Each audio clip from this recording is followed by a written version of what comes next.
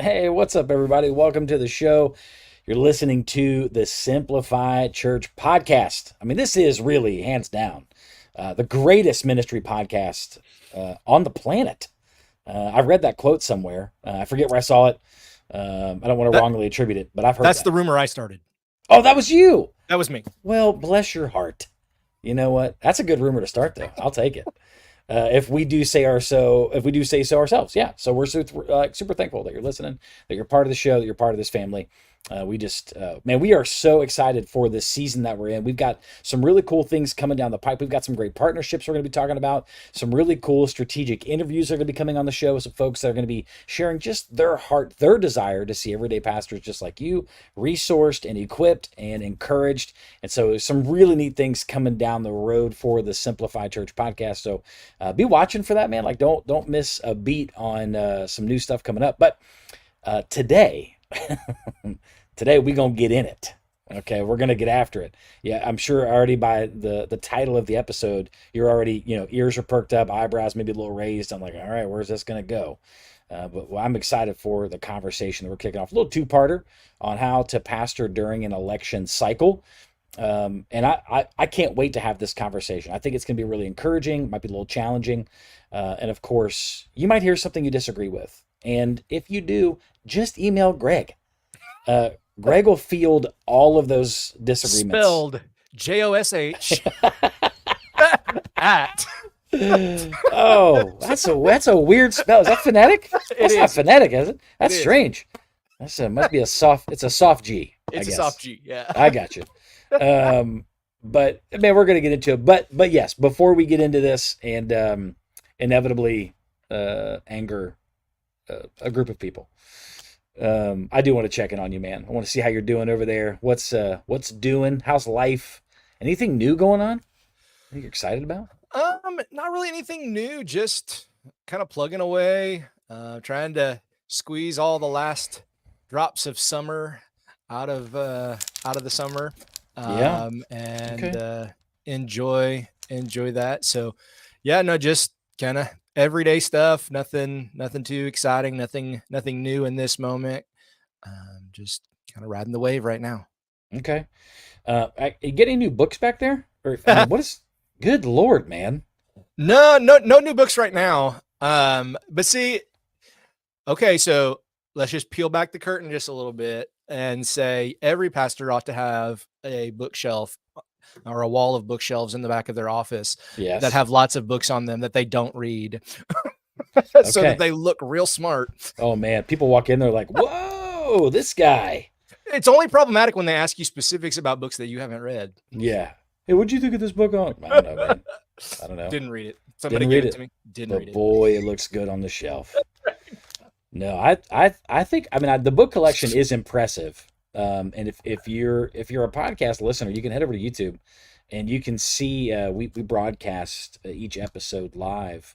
But you should take a gander at what Greg's working with book wise. But that's not really the most impressive thing in his background. The most impressive thing is to his back left, and that would be that 3D printer. Well, hey, which is super cool. Yeah, you never know what gizmo you might need to print when it's church stuff. We were talking before we started that operations and things around the church sometimes required the utmost finesse, and sometimes the utmost finesse is to be able to 3D print that part that broke. So, Greg, you are a problem solver, my man. I love that about you. Do what you got to do. Do what you got to do. That's but awesome, yeah, man. I enjoy the tech toys. Yeah. And getting to play on stuff, and so yeah, always something happening in the background. Cool. Nothing wrong with that. Not at all. Man, what's going on with your family? I haven't heard from you in a couple of days. I know it has been a few days since we talked. Not a ton, man. My eldest, my namesake, turned 16 recently. No way. 16. Wow. So that is doing some things to me that I did not expect. I've got a lot of emotion, just sad, happy, excited, feeling very old all at the same time. But yeah, he turned 16, man. So that's been really cool. So we've been celebrating him a little bit. And then we've got a big family vacation coming up here real soon that I am beyond ready for and excited for. So I Sand can't between wait. your toes, bro. Sand Oh man, between you your know it. You toes. know it. That's my place where, I mean, that's it. I don't know if there's going to be a beach in heaven, but oh Lord, let it be so. Because that's where I'll be if he needs me. You know, I'll just be camping out right there. But yeah, man, we're pumped for that, and yeah, trying to same as you, just getting a little bit out of summer. But man, I tell you, it's not just summer that we're in, right? We're in what is, I mean, I think I can say this safely. We are in one of the craziest political seasons Yeah. that I think we've ever seen. I mean, at least in my lifetime, looking Yeah. back. I mean, we've had some wild moments, right? Right. But certainly we're at a place now where just politically this is crazy what is Yeah. happening, and I don't mean that necessarily about who's running or who's involved, but just the nature of events that have taken place, how things are unfolding. I mean, everything from an attempted presidential assassination to a sitting president withdrawing from a reelection race to maybe an open convention is potentially going to happen, which good Lord, when's that been? Right. When's that happened previously? And I mean, and then the rhetoric that is just flying left and right as people are continuing to amp up their anger and their emotion and their frustration, and just kind of lobbing these, these kind of hate grenades, Yeah. across the aisle. Like it's a pretty crazy season that we find ourselves in, and all of that plays out in our everyday lives. Are you seeing that? Yeah, I think you're 100% right that this is a cycle unlike any other that we've seen. But I over the last, I don't know, 10 years especially, paying more attention to the impact of the political cycle on the church in particular. Yeah. It seems like every cycle, I've had a similar conversation of, man, I've not seen it like this before. Oh yeah. And so I don't know if it's getting weirder or just we figured out that you can't figure it out. Like everything that you kind of have grown accustomed to is now no longer Mm. the the norm, and so kind of just gotta wait and see and pray and seek God along the journey and see what is going to come in the midst of this election cycle. But I'm right there with you, and I'm seeing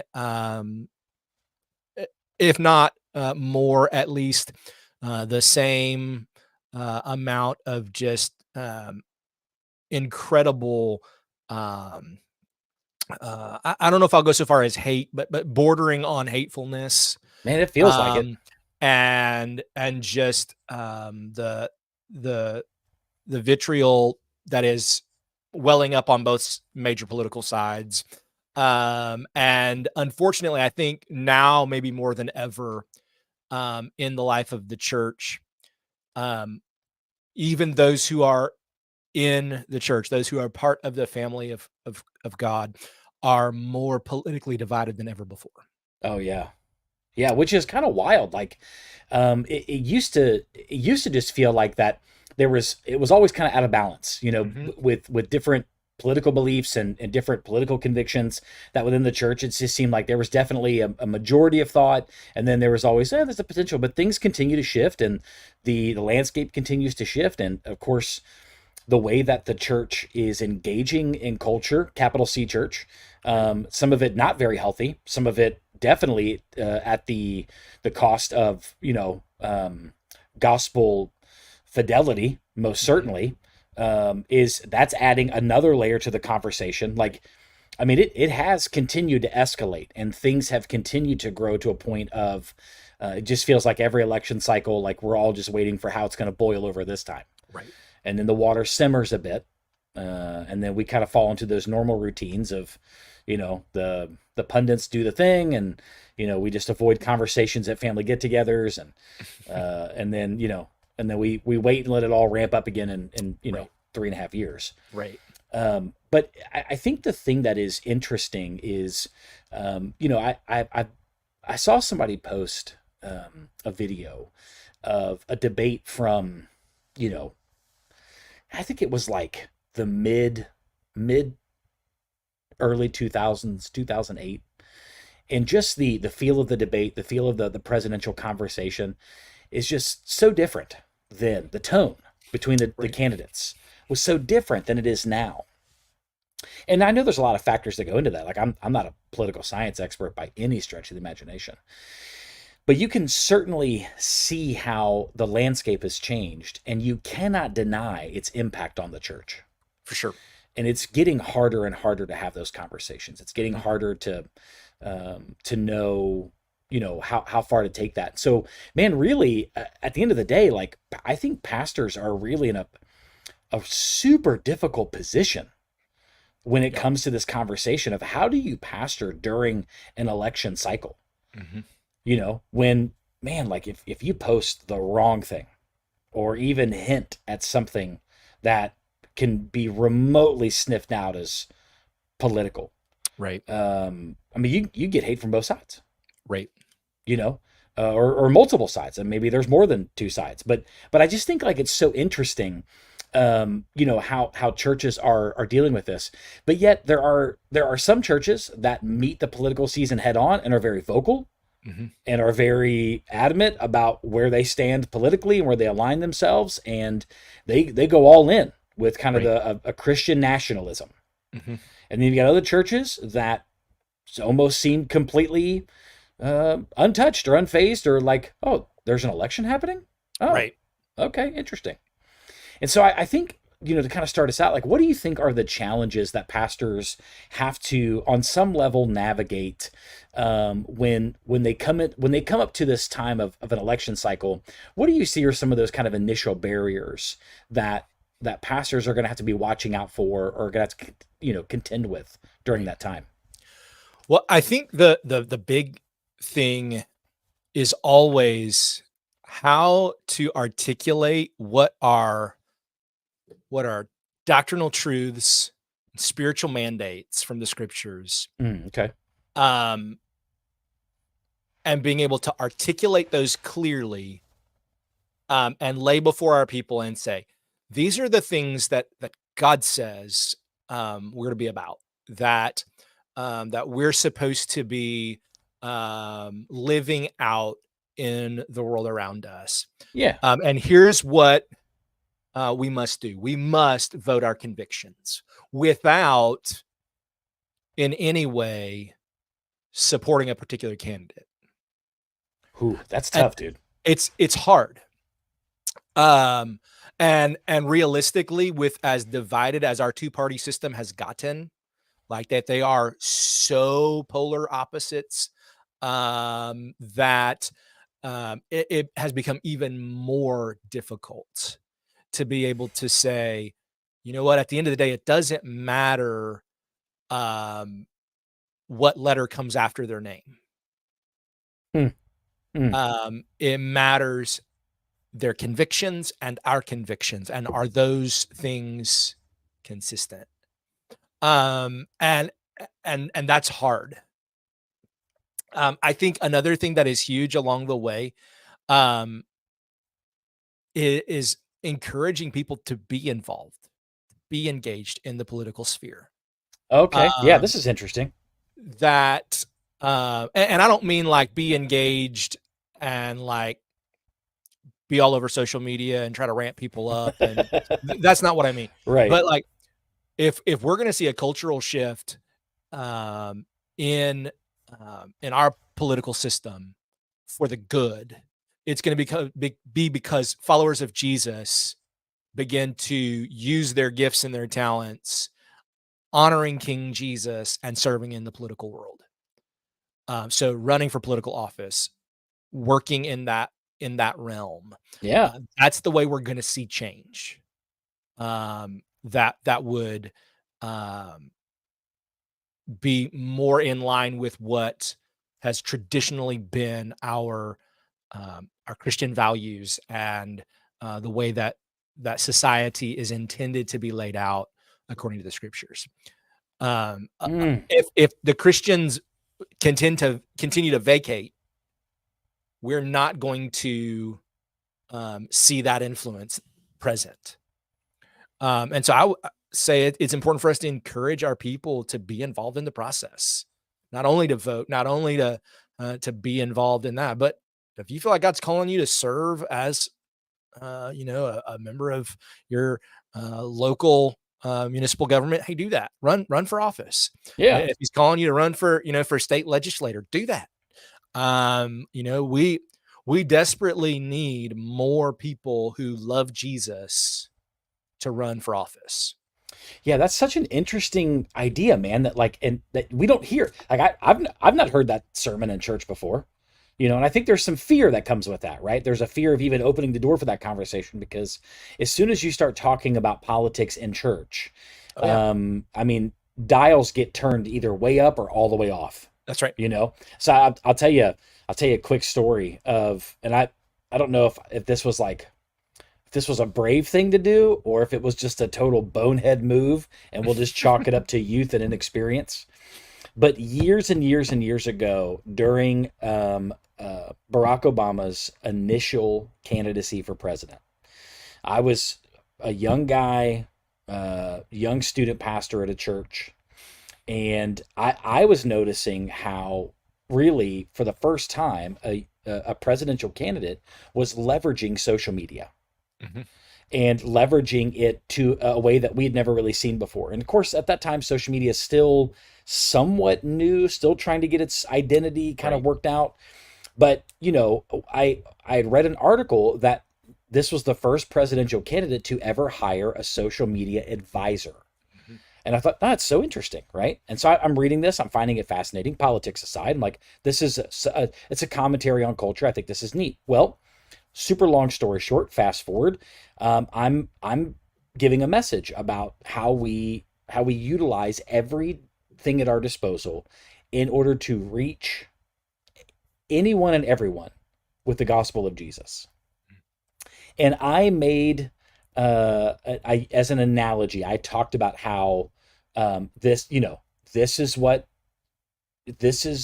this candidate was using and what he was doing, and look at the impact it was having amongst folks of my generation. And I said we can learn from that, and here's how we can learn from that. And I tell you, finish that message, and the amount of people that did not hear a word that I said about Jesus or the gospel. All they heard was that I said Barack Obama's name in a sermon. Right. They made a lot of assumptions about like my character in politics and personal beliefs, Right. and then attacked me for it. And it was one of those things where I thought, you know what? I'll never do that again. Yeah. And I don't know if that was the right reaction, but it was definitely scarring to For say the sure. least. And that I think that's where there's a lot of fear around this. You know what I mean? There 100% is. And hear me say it, that I don't know from moment to moment what is consistently the right way to handle this, because I think each of those moments is different. Yeah. To be able to know, okay, how do we walk this out? How do we own the reality that as our local fellowships gather, we're going to have people at every spectrum of the political divide in our congregation. Yes. No more can you gather and say, hey, my church is all conservative Republicans, or my church is all Democratic in their voting pattern. Like, that's not real really anywhere anymore. Yeah. I got a church full of the Whig party. Right. Like, you're just not going to Old find school. that. Yeah. You're not going to find that anymore. There is much more of a broad spectrum of political ideology and connection that's very different for the churches to navigate. And so I think because of that, we have to lean heavily on, okay, well, let's talk about what do the scriptures say, and then how do we respond accordingly. Forget about what letter comes after somebody's name. Sure. Forget about all of the strife that has been, and all of the jockeying that goes on. But let's talk about how do we live out what the Bible says. Yeah. And be I convictional love that. about that. And it's not it's not always easy. It's not always a popular response. And I found the other thing is like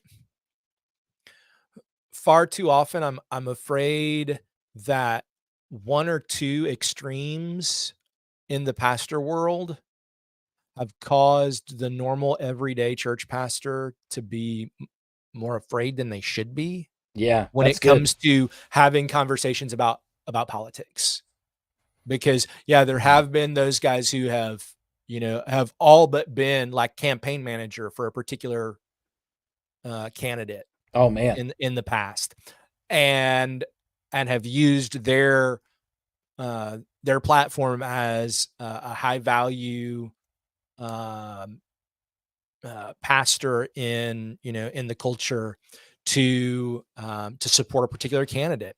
And I'm not saying that they were necessarily wrong in doing that, but I think there were enough people who were on both sides of the issue that it just left a bad taste in some people's mouths, to the point where pastors are just super nervous about, okay, what can I say? What should I say?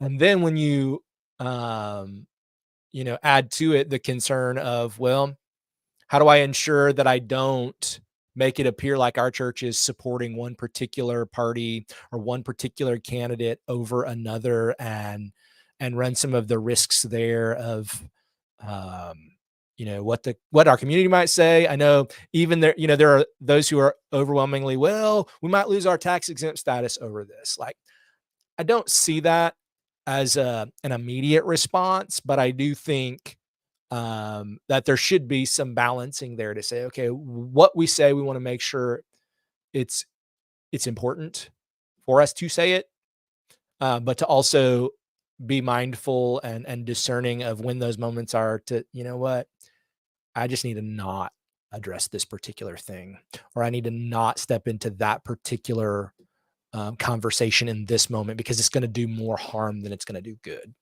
And evaluate our conversations, especially around politics, with that in mind. Yeah, I think that's a big part of it, right? Is it's about conversations. Mhm. And man, at the end of the day, when we stand up in our pulpit and pastors are declaring the truth of the scriptures, they're doing so without needing for there to be a lot of ongoing conversation Right. about the depth or complexity. Like scripture is very clear on some things. And so we can state those truth with deep conviction Right. and with clarity and application. And then those can be fleshed out more in principle and in life. But when it Right. comes to some of these political conversations, they require just that. Right. And so it's really hard to take a complex issue and stand up on your platform and make a statement in 35 to 40 minutes and then Right. expect that, like, that'll be fine. When like, no, you probably created a lot more questions than you gave answers for. Right.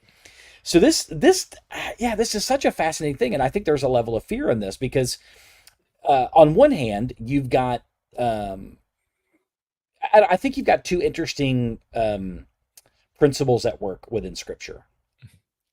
On one hand, we know that Jesus is ultimately in charge, that God is sovereign, and that governments rise and fall at His word.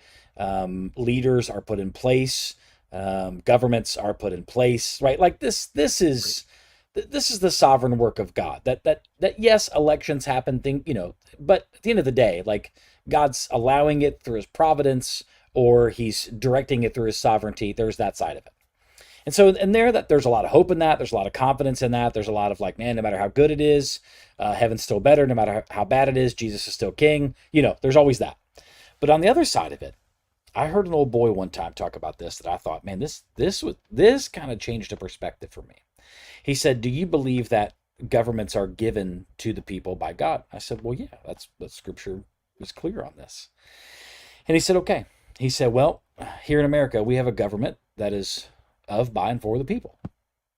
I said, "Okay, so you believe God instilled that?" And I said, "Well, that brings an interesting question. Are you talking like manifest destiny, or are you talking about it?" He just to know, like this government we have, if it's by, of, and for the people, are we to be good citizens of that government? Yes, we are to be good citizens. Supposed to have obey the laws, that sort of thing. Okay.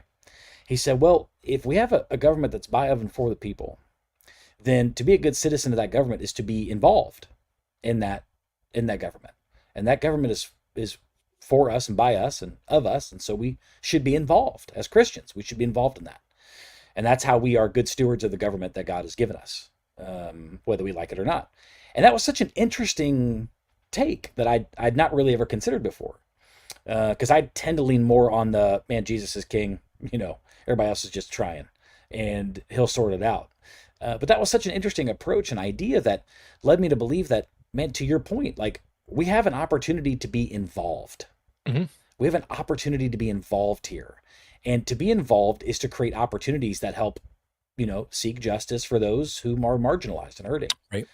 To create provision and resources for those that are suffering and are in need.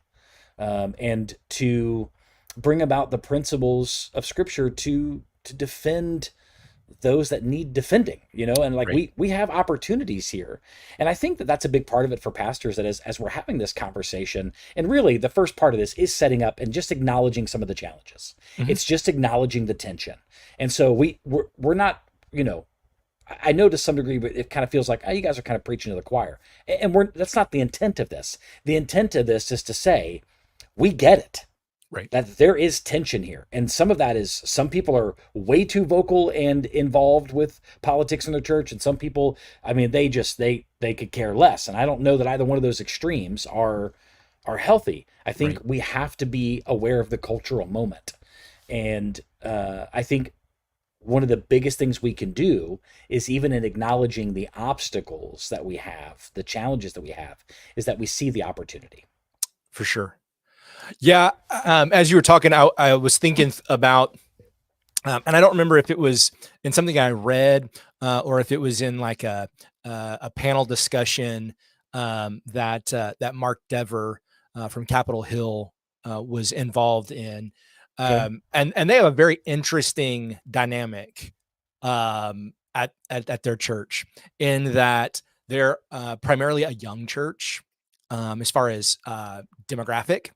Oh, wow. Um, Okay. but they have a ton of folks that are on both sides of the party lines, because they're staffers for this congressman or for that senator, or whatever, and they're not there long. By and large, because there's that rotation. Hey, my candidate doesn't get reelected, and hey, I'm out. Or they work for a lobbyist, or whatever.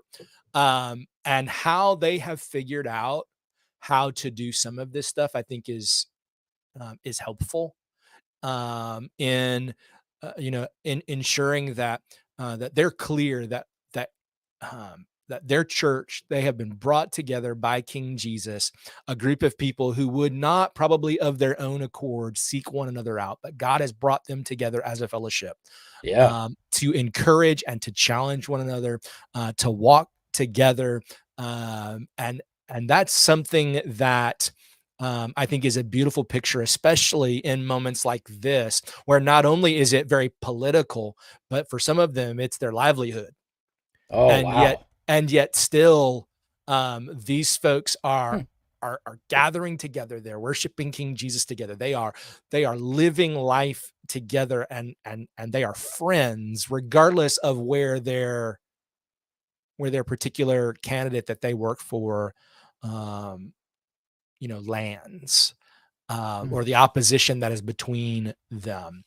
And I think it's just a wonderful thing for us to remember, that um, that God is putting together a people for Himself, and ultimately, the kingdom of Jesus that we as followers of Christ are part of, is going to be made up of every kind of people, Yeah. every tribe, every nation, every tongue. Guess what?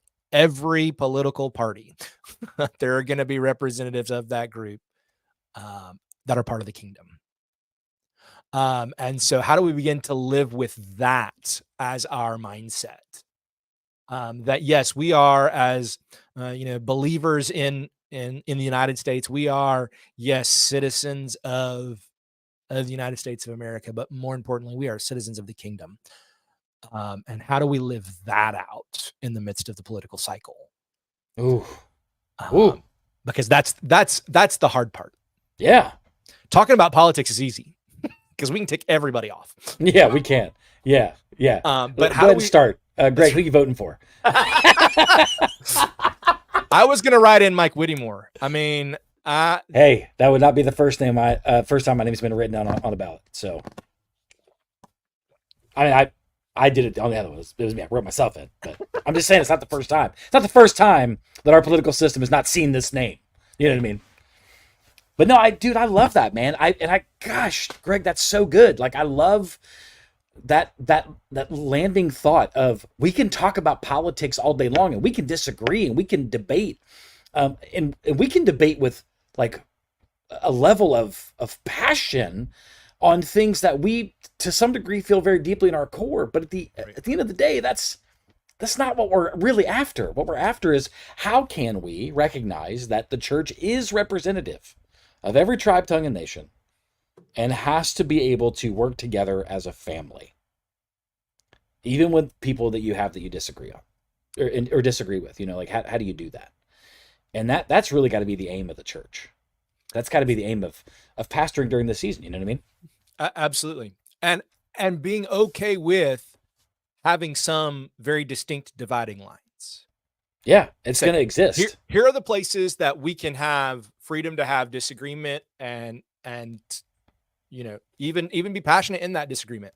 But here are some places that we won't. Like they're too like these are our core tenets of what we believe. And if we're going to disagree about this, we can't really be in fellowship. But if it's not these things, you know, whatever these 4, 5, 6, whatever the things are, whatever our core things that we're holding on to, if it's not those things, we ought to be able to in love and in care for our brothers and sisters, have those conversations and not lose relationships over it.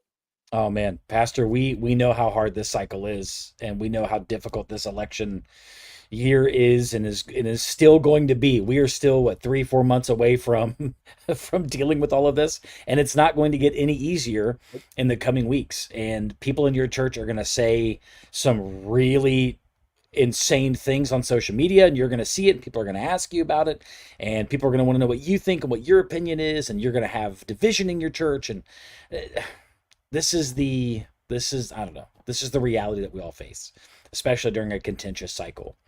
But we're hoping that this conversation becomes a source of encouragement as we spent this time together unpacking those challenges, acknowledging them, giving them a name, bringing them into the light, giving them a seat at the table. They're real. It's terrible. We understand. But it is an opportunity, and we don't want to miss that. And so when we come back together for part 2 of how to pastor during an election cycle, we're going to talk through some practical steps and tools that you can implement, that you and your team can implement to help ensure that you guys pastor really well during this time. Because that's the goal. The goal is to pastor well through all seasons and difficulties. And so make sure you come back for part 2. Make sure you share this episode with your team, because it could be super helpful, as maybe many of them are having conversations and aren't sure what to do and how to handle that and how to get their heart and their minds right.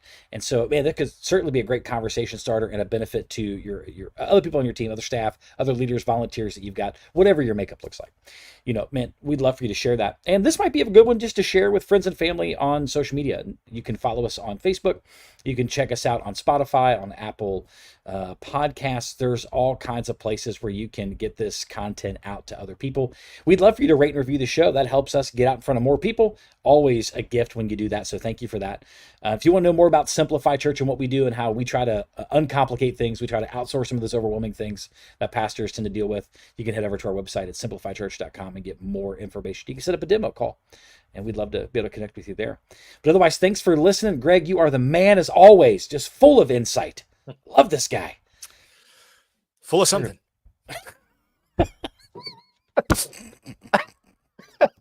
I sniped him. We'll be back for part 2. Have a great week, everybody.